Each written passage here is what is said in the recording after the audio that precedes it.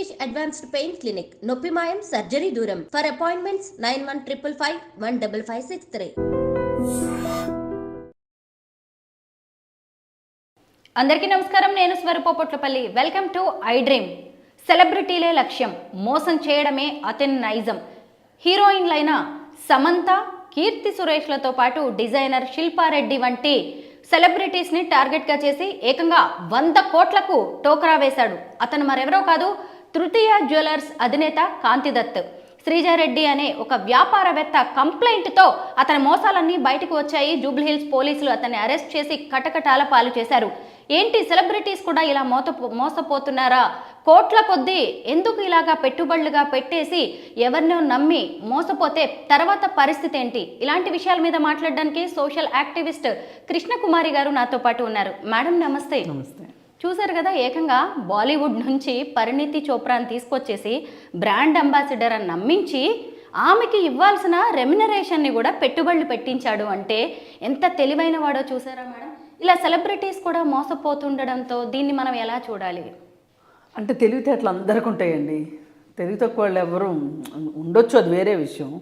ఒక ఏరియాలో తెలివి తక్కువగా ఉన్నా ఇంకొక ఏరియాలో తెలివితేటలు ఉంటాయి. ప్రతి ఒక్కరికి తెలివితేటలు ఉంటాయి. కాకపోతే ఈ తెలివితేటలు దేనికి వాడుతున్నారు అనేది ఇంపార్టెంట్. ఇప్పుడు ఇతను కూడా చాలా చిన్న వయసు, చాలా తెలివైన వాడిగా కనిపిస్తున్నాడు. స్ఫురద్రూపి, చూస్తే ఎవరైనా ఆకట్టుకోగలిగిన మాటలు, రూపము అన్నీ ఉన్నాయి. పైగా దానికి తోడు అతను పేపర్ మీద అతను ఇస్తున్న ఫిగర్స్ చూస్తే వాళ్ళకే మతిపోతుంది. ఇప్పుడు మామూలుగా ఎవరన్నా ఓ 10 రూపాయలు అడిగే దగ్గర 100 రూపాయలు అడిగారు అనుకోండి, మనని ఏమన్నా ఛార్జీల విషయంలోన. నీకు తెలుసా 100 రూపాయలకి ఎన్ని రూపాయలు ఉంటాయో అని అడుగుతాం, అవునా? అంటే వాస్తవానికి దూరంగా వెళ్ళి మాట్లాడుతున్నాడు కాబట్టి అలా అంటాం మనం. అలాగే ఇప్పుడు ఇతను కూడా చాలా వాస్తవానికి దూరంగా మాట్లాడుతున్నాడు, కానీ అతను అనే సాహసం చేయలే. ఎప్పుడైనా ఏం ఆలోచిస్తారంటే ఎవరన్నా బిజీగా ఉన్నవాళ్ళు మోసాన్ని అర్థం చేసుకునే లోపే మోసపోతారు. వాళ్ళ బిజీ లైఫ్లో వాళ్ళు ఇంత తర్కించుకునే తెలివితేటలు ఉండవు. జనరల్గా ఇట్లాంటి వాళ్ళందరూ మేనేజర్ల ద్వారా వస్తారు. వీళ్ళు మేనేజర్లను పట్టుకుంటే పనులు అయిపోతాయి వీళ్ళకి. ఆ మేనేజర్ చెవిలో జోరేగిలాగా మంచోడు మేడం, ఒకసారి మాట్లాడండి మేడం, మీరు నిర్ణయం తీసుకున్నారో లేదు, ఒకసారి వినండి మేడం. ఇంత మార్కెటింగ్ స్టైల్ అనమాట. అలా ఎంటర్ అవుతాడు వీళ్ళలో. ఒకళ్ళ దగ్గర ఎంటర్ అయిన తర్వాత ఇక అతనికి ఎంట్రన్స్ చాలా ఈజీ అయిపోతుంది. ఒక అబద్ధం ఆడిన తర్వాత ఇంకో అబద్ధం ఆడటం చాలా ఈజీ. ఒక్క అబద్ధం ఆడేలోపే ఉంటుంది ఆ భయము, బెరుకు అవన్నీ పోతాయి. పోయి ఆరితేరిపోతారనమాట. ఇక అట్లా ఒకళ్ళ తర్వాత ఒకళ్ళు అతను ఒక ఆనందాన్ని అనుభవిస్తున్నాడు ఈ విషయంలో. ఇంత పెద్ద సెలబ్రిటీ నేను చెప్పిన మాటలకు పడిపోయింది. జనాలంతా ఈవిడికి పడిపోతుంటే ఈవిడ నాకు పడిపోయింది. ఆ కిక్కు వేరబ్బా, అది ఇచ్చే కిక్కు మామూలుగా ఉండదు. ఆ కిక్కుతోటి 1000 ఏనుగుల బలం వస్తుంది. ఈ 1000 ఏనుగుల బలంతో ఇంకొకరిని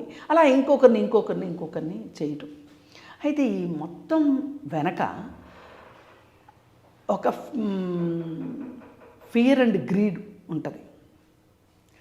ఏంటంటే, సరే మనం బిజీగా ఉన్నాము, మన దగ్గర డబ్బులు ఉన్నాయి, 4 డబ్బులు అవుతాయి, నష్టం ఏంటి అనే ఒక ఆశ. ఇది గ్రీడ్. ఫియర్ ఏంటి? ఇక్కడ ఏం జరిగినా కానీ మూసిపెట్టి కూర్చోవటం. ఎవరికి తెలిస్తే ఏమవుతుందో, ఎవరికి ఈ విషయం తెలిస్తే నన్ను తెలివి తక్కువ అనుకుంటారు. ఆల్రెడీ వీళ్ళకి సొసైటీలో ఒక నేమ్ అండ్ ఫేమ్ ఉంటాయి. ఎవరైనా ఎగతాళి చేస్తారేమో, సరే పోతే పోయింది, ఈ డబ్బులు పోతే పోయినాయి అని ఒక మనస్తత్వంలో వాళ్ళు ఉన్నారనుకోండి, ఏమవుతుంది? ఇప్పుడు ఒకరు చెప్పారనుకోండి ఈ విషయం, జరిగిన విషయాన్ని ఒకరు చెప్తే ఇంకొకరికి తెలుస్తుంది. ఆ ఒక్కరే చెప్పకుండా ఊరుకుంటే ఎలా బయటకు వస్తుంది? అసలు ఈ విషయం బయటికి రాదు. ఇప్పుడు వీళ్ళందరికీ ఎంతో కొంత అనుమానాలు వచ్చుండొచ్చు ఏదో ఒక దశలో అతని గురించి, ఏది కొంచెం దిగిన తర్వాత. కానీ ఆ దిగిన కాలుని బయటికి తీసుకోవాలి అంటే దానికి కొంత సమయం వెచ్చించాలి. వాళ్ళ దగ్గర అంత టైం ఉండదు. పోతే పోయినాయి అనుకుంటారు. వాళ్ళకి కావాల్సింది అదే. ఇట్లాంటి వాళ్ళనే మోసం చేస్తారు వాళ్ళు పని కట్టుకుని. ఎందుకంటే వాళ్ళకి డబ్బు కన్నా సమయం చాలా ఇంపార్టెంట్. ఎక్కడంటే అక్కడికి వాళ్ళు వెళ్ళలేరు. మహా అయితే ఇలాంటి ఎదవను పరిచయం చేసేవాని మేనేజర్ని 4 తిట్లు తిడతారు, అయిపోద్ది అంతటితో. వీడినైతే రప్పించుకోలేరు. మళ్ళీ వీడున్న దగ్గరికి వీళ్ళు వెళ్ళరు, వెళ్ళేంత అవసరంలో వీళ్ళు ఉండరు. ఇప్పుడు కొంతమంది డబ్బులు అప్పులు ఇచ్చి వసూలు చేసుకుంటారు. ఎలా అంటే అర్ధరాత్రి కూడా ఇంటికి వచ్చేస్తారు, తెల్లవారుజామున పాలోడి కంటే ముందు వచ్చేస్తారు ఇంటికి. అలా అయితేనే దొరుకుతారు మనుషులు. అది వసూలు చేసుకునే పద్ధతి. కానీ వీళ్ళకి అంత తీరిక ఎక్కడిది? అసలు ముందు మోసపోయామని తెలిసిందో లేదో మేడం ఇంతవరకు కూడా. ఎందుకంటే ఇంతవరకు వాళ్ళు బయటకు వచ్చి ఒక స్టేట్మెంట్ కానీ కంప్లైంట్ ఇవ్వడం కానీ ఇలాంటివి చెయ్యట్లేదు. ఒకవేళ తెలిసినా కానీ నవ్వుల పాలవుతామేమో, పరువు పోతుందేమోనని సెలబ్రిటీస్ ఇంకా ఎక్కువ ఆలోచిస్తారు. పైగా ఈ సెలబ్రిటీస్ దగ్గరికి ఏం చేస్తారంటే ఒకళ్ళు ఒప్పుకున్నారని ఇంకొకళ్ళకి చెప్తారు. ఆమె ఒప్పుకుంది అంటే ఎంతో కొంత వాస్తవం అయ్యి ఉంటుందిలే, అందుకే ఆమె ఒప్పుకుంది, సరే నేను ఒప్పుకుందాం అనుకుంటారు. ఈ మార్కెటింగ్లో కూడా స్టైల్ అదే. ఇప్పుడు ఈ ప్లాట్లు అమ్మే వాళ్ళు ఎలా ఉంటారంటే, నాకు కూడా తెలుసు అనుభవమే. ఇప్పుడు వాళ్ళు తీసుకున్నారు, వాళ్ళకి తెలిసిన గ్రూపులో ఒకళ్ళు తీసుకున్నారు అని చెప్తారు. వాళ్ళిద్దరు మాట్లాడుకోరులేని వీళ్ళు అనుకుంటారు. మాట్లాడుకుంటేనే కదా బండారం బయటపడేది. మాట్లాడుకున్నంతసేపు ఏంటి, వాళ్ళు తీసుకున్నారు అంటే మనం కూడా తీసుకుందాం అనుకుంటారు. ఇట్లా నడుస్తూ ఉంటాయి అన్నమాట ఇవి. ఇలా ఇతను కాకపోతే ఒక criminal attitude, anti personality trades ఉన్నవాళ్ళు మాత్రమే ఇట్లా చేయగలరు. వీళ్ళకి భయం ఉండదు, ఏ మాట అయినా మాట్లాడగలుగుతారు. అలాగే ఏదైనా వాళ్ళకి లక్ష్యం మీద ఉన్న ధ్యాస మార్గం మీద ఉండదు. ఒకటి నిర్ణయించుకుంటారు, ఇవాళ సాయంత్రం లోపు నేను ₹1,00,00,000 సంపాదించాలి అనుకుంటాను. ఎట్లా సంపాదిస్తాను అనేది అనవసరం వాళ్ళకి. ఈ ఈ దారి ఈ ప్రయాణంతో సంబంధం లేదు, గమ్యం మాత్రమే కావాలనుకుంటారు. అలా అనుకున్నప్పుడు వాళ్ళు ఏం చేస్తారు, ఏమైనా చేస్తారు. తిమ్మిని బమ్మిని చేస్తారు, భూమి ఆకాశం ఏకం చేస్తారు, అబద్ధాలు చెప్తారు, అవసరమైతే ఎవరైనా చంపుతారు, ఎవరిదన్నా లాక్కొచ్చుకుంటారు. వేదం సినిమా చూశారు కదా మీరు, దానిలో మనోజు ఒక షోకి గర్ల్ ఫ్రెండ్ని తీసుకోవాలనుకుంటాడు, తీసుకెళ్ళాలనుకుంటాడు. టికెట్ డబ్బులు కావాలి, ఎంట్రీ ఫీజు. ఆ డబ్బుల కోసం ఎవరి దగ్గర తీసుకుంటాడు, కిడ్నీ ఆపరేషన్ చేయించుకుని కిడ్నీ అమ్ముకున్న అతని దగ్గర నుంచి డబ్బులు తీసుకెళ్తాడు. ఇది ఇతనికి అర్థమైనప్పుడు చాలా చెల్లించిపోతాడు, వెళ్ళి వాళ్ళ డబ్బులు వాళ్ళకి ఇస్తాడు. అలా ఎంతమంది ఉంటారు చెప్పండి? అలా ఎంతమంది ఉంటారు? ఆ సినిమాలో కాబట్టి ఒక మంచిగా నడవమని చెప్పారు కాబట్టి, అంటే ఒక మెసేజ్ ఓరియంటెడ్ పిక్చర్ కాబట్టి అలా చూపించారు. కానీ నిజ జీవితంలో మెసేజ్లతో ఎవరికి కావాలండి? మనం అనుకున్నది అయిందా లేదా, అదే కావాలి. ఇతనికి ఆ సినిమాలో క్యారెక్టర్కి ఏమి చేసే వరకు, చెడు పని చేసే వరకు ఏమీ తేడా లేదు. కానీ పరివర్తన విషయంకి వచ్చేసరికి, ఆలోచన విషయంకి వచ్చేసరికి అతను సినిమా కాబట్టి అలా ప్రవర్తించాడు, ఇతను నిజ జీవితం కాబట్టి ఇలా ప్రవర్తించాడు. మేడం మళ్ళీ మీరు ఇక్కడ ఇంకొక విషయాన్ని గమనించాలి. ఇక్కడ ఇతని చేతుల్లో మోసపోయింది, ఇతను టార్గెట్ చేసింది కూడా సెలబ్రిటీ విమెన్నే. సమంత, తర్వాత కీర్తి సురేష్, డిజైనర్ శిల్పారెడ్డి, ఇక్కడ చూస్తే పరిణీతి చోప్రా, ఆ తర్వాత శ్రీజారెడ్డి. వీళ్ళందరూ కూడా విమెన్ విపరీతంగా బిజీగా ఉండేవాళ్ళు, తమ వెనక ఏం జరుగుతుందో కూడా తెలుసుకోలేని వాళ్ళు. సో వీళ్ళనే టార్గెట్ చేశారు, ఎందుకంటే వాళ్ళ బిజీ లైఫ్ను కూడా ఇతను మంచిగా స్టడీ చేశాడు. అయితే ఇలాంటివి చాలా జరుగుతూనే ఉండొచ్చు ఇండస్ట్రీలో. మన దాకా వైట్ కాలర్ నేరాలు బోలెడు జరుగుతాయి. పైగా వీళ్ళకి జైళ్ళల్లో కూడా రాజభోగాలు ఉంటాయి, డబ్బులు ఉంటాయి కదా. శిల్పారెడ్డి బయటకు వచ్చి మాట్లాడింది, ఎవరో మాట్లాడలే. బయటకు వచ్చి శిల్పారెడ్డి మాత్రమే మాట్లాడింది, ఒక ఇంటర్వ్యూ ఇచ్చింది.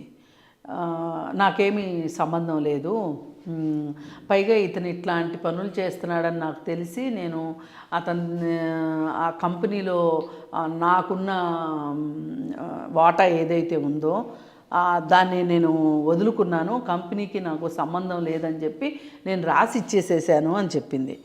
అలా చెప్పినప్పుడు నిజానికి సమంతను శిల్పారెడ్డి మంచి ఫ్రెండ్సే. మరి సమంత గారిని వార్న్ చేయలేకపోయిందా శిల్పారెడ్డి, లేకపోతే చేసినా కానీ ఈమె పట్టించుకోలేదా అనేది తెలియదు. మరి ఇప్పుడు శ్రీజారెడ్డి కంప్లైంట్ ఇవ్వకపోతే ఇది ఇంకొన్నాళ్ళు ఇలానే ఉండేది. కానీ శ్రీజారెడ్డి కంప్లైంట్ ఇచ్చింది కాబట్టి ఇది ఒక కొలిక్కి వచ్చిందని చెప్పొచ్చు. కానీ కొంచెం లాజికల్గా ఆలోచిస్తే ఇతను ఎవరైతే ఉన్నాడో ఇతని వయసు ఎంత, ఈమె ఏం చెప్పింది, అతని వయసు 22 సంవత్సరాలు అని చెప్పింది శిల్పారెడ్డి. నేను 5-6 ఏళ్ళ నుంచి బిజినెస్లు చేస్తున్నానని చెప్పాడు అని చెప్తుంది. అసలు 15-16 సంవత్సరాలకు బిజినెస్లు ఎట్లా చేస్తారు? కొంచెమన్నా మనం ఆలోచించాలి కదా. అది ఒక పాయింట్. ఆ తర్వాత అతని క్రెడిట్ హిస్టరీ ఏంటి, అతను ఇంతకుముందు చేసిన వ్యాపారాలు ఎలా చేశాడు, ఎవరితో చేశారు. ఇప్పుడు మనం మన ఇంట్లో ఒక డ్రైవర్ని అపాయింట్ చేసుకోవాలంటే నువ్వు ఇంతకుముందు ఎవరి దగ్గర పనిచేసావు అని అడుగుతాం.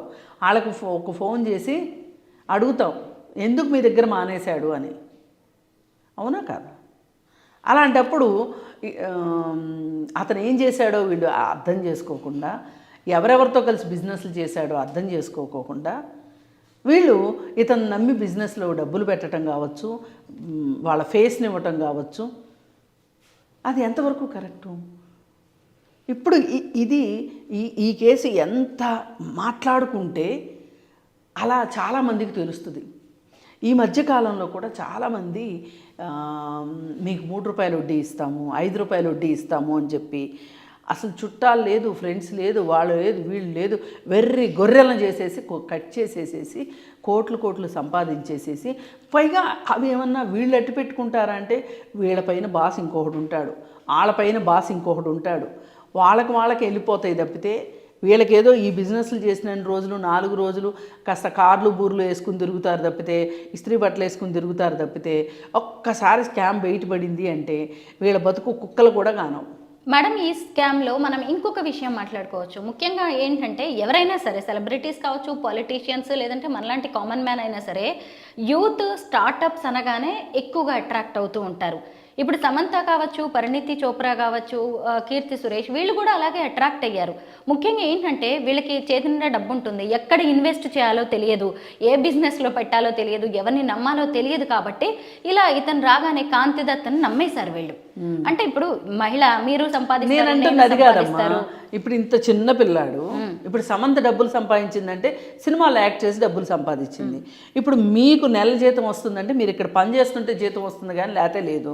ఇట్లా ప్రతి వాళ్ళకి వాళ్ళు చేసే పనులను బట్టి వాళ్ళకి డబ్బులు వచ్చే అవకాశం ఉంటుంది.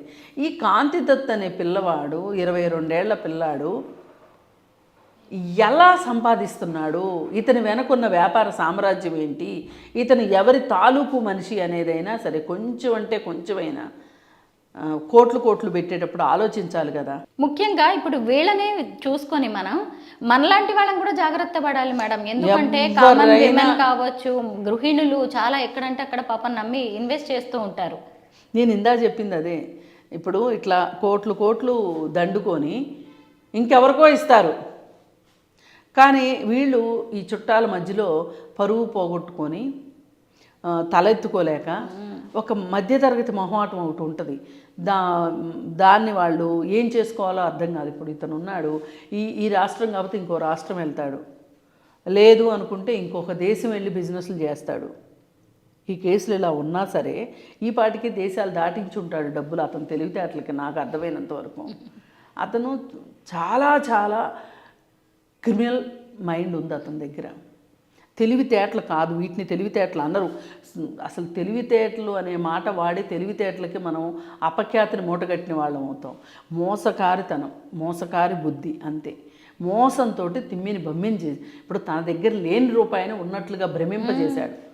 ఈ ఏజ్లోనే ఇలా ఉంటే అసలు అతని వయసు పెరిగే కొద్దీ ఇంకెన్ని మోసాలు చేసే అవకాశం ఉంది. ప్రభుత్వం ఇప్పుడే గట్టి చర్యలు తీసుకోవాల్సింది, పోలీసులు కావచ్చు తీసుకోవాలి. ఇంకొకటి కూడా చేయాలి, ఇట్లాంటి నేరస్తుల పట్ల వీళ్ళకి సైకోమెట్రిక్ టెస్టులు చేసి వీళ్ళ మనస్తత్వాన్ని విశ్లేషణ చేసి దానికి తగ్గట్టుగా వీళ్ళకి చికిత్స అందిస్తే తప్పితే, లేదు అనుకుంటే ఇట్లాంటి వాళ్ళు రాటుదేలిపోయి జైలుకి వెళ్ళిన తర్వాత ఇంకా కొంతమంది నేరస్తులను చూసి ఇంకా కొన్ని నేరాలు నేర్చుకొని వీళ్ళు ఇంకొంచెం రాటుదేలిన వాళ్ళలాగా వచ్చి మళ్ళీ సమాజం మీద, ఇప్పుడు ఈ రాష్ట్రం కాకపోతే ఇంకొక రాష్ట్రం ఎవరికి తెలుస్తుంది చెప్పండి. ఇప్పుడు ఈ వయసుకే ఇంత చేసినోడు దీనికి ఒక్కసారి జైలుకి వెళ్తాడు, తర్వాత ఏం జరుగుతుంది? కొన్నాళ్ళు ఉన్న తర్వాత ట్రయల్లోకి వస్తుంది కేసు, ఎప్పటికో వస్తుంది ఆర్థిక నేరాల విషయంలో. వచ్చినప్పుడు తిరుగుతాడు, శిక్ష పడేది ఎప్పటికీ? ఏ 12 ఏళ్ళకో 15 ఏళ్ళకో. ఈ నేరాలన్నీ తెలియని వాళ్ళ చోటకి వెళ్ళి చేయడానికి గ్యారంటీ ఏంటి? అందుకే ఇతన్ని ఇప్పుడు ఇది చిన్న దొంగతనం అని నేను అనను, చిన్న మోసం అని నేను అనను. ఇప్పుడైతే చట్టానికి దొరికాడు కదా, దొరికినప్పుడు అతన్ని ప్రభుత్వం సరి అయిన రీతిలో అతన్ని సంస్కరణ చెయ్యాలి.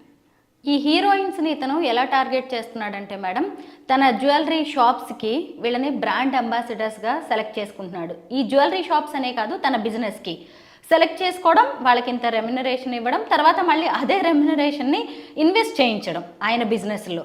వీళ్ళు కూడా ఎక్కడో ఒక చోట అమౌంట్ వస్తుంది కదా అనుకున్నారు. ఈవెన్ పరిణీతి చోప్రా కూడా అలాగే పెట్టేసింది. ఇంకొకటి ఏంటంటే ఇక్కడ ఉన్నది కామన్ పాయింట్ గోల్డ్ అనగానే మనం ఏమైనా ఎక్కువగా అట్రాక్ట్ అవుతూ ఉంటారు కదా, మనం కూడా ఎన్నో స్కీమ్స్ కడుతూ ఉంటాం, అవి స్కామ్లుగా మారుతాయని మనం కూడా అనుకోలేము. ఈ సంఘటనను చూసి ఇక నుంచైనా మహిళలు కావచ్చు, మిగతా ఎవరైనా సరే ఎలా జాగ్రత్త పడాలంటారు? ఇదే అసలు మీరు తెలియని వాళ్ళని నమ్మొద్దు. మొదటి మాట, మీరు అంతగా మీ దగ్గర డబ్బు ఉంటే గోల్డ్ కొని పెట్టుకోండి ఇంట్లో. ద సేఫెస్ట్, అది ఎవ్వరూ తీసుకోలేరు. ఆభరణాలే చేయించుకోకర్లా, గోల్డ్ దాచి పెట్టుకోవచ్చు. లేదు అనుకుంటే పోస్ట్ ఆఫీసు రికరింగ్ డిపాజిట్స్ ఉంటాయి, ఎల్ఐసిలో మనం పెట్టుకోవచ్చు, సింగిల్ ప్రీమియం పాలసీలు ఉంటాయి. ఒక బాండ్ ఇస్తారు అంతే ఎల్ఐసి వాళ్ళు, ఆ బాండ్ పోద్దనే భయం లేదు. బాండ్ పోతే కూడా ఏమీ కాదు, డూప్లికేట్ బాండ్ దొరుకుతుంది మనకి. మర్చిపోవాలంతే. ఒక 5 ఏళ్ళకి వేసేసేయండి. 5 ఏళ్లకు ఎవ్వరు మోసం చేయరు కదా మిమ్మల్ని, కానీ అక్కడ వచ్చే ఇంట్రెస్ట్ రేట్ తక్కువ. మిమ్మల్ని నమ్మించి బులిపించి మాయ చేసేవాళ్ళు చెప్పే ఇంట్రెస్ట్ రేట్లు ఎక్కువ. కానీ ఇక్కడ అసలు ఉంటుందో తెలియదు, వడ్డీ ఉంటుందో తెలియదు. కానీ అక్కడ అసలు ఉంటుంది, వడ్డీ ఉంటుంది. మీరు గవర్నమెంట్ పోస్ట్ ఆఫీసుల్ని ఇట్లాంటి వాళ్ళని నమ్ముకోండి. మహిళలు ఎవరైనా మీ దగ్గర డబ్బు ఉంటే గోల్డ్ కొని లాకర్లో పెట్టుకోండి. ఎప్పటికైనా పనికి వస్తుంది గోల్డ్ ఎక్కడికి పోదు. లేదు అంటారా, మీకు నమ్మకమైన చోట ఎక్కడన్నా మీ దగ్గర ఉన్న డబ్బుకి సరిపడా ఏదన్నా చిన్న ల్యాండ్ కొనుక్కోండి, ఇన్స్టాల్మెంట్లో ల్యాండ్ కొనుక్కోండి.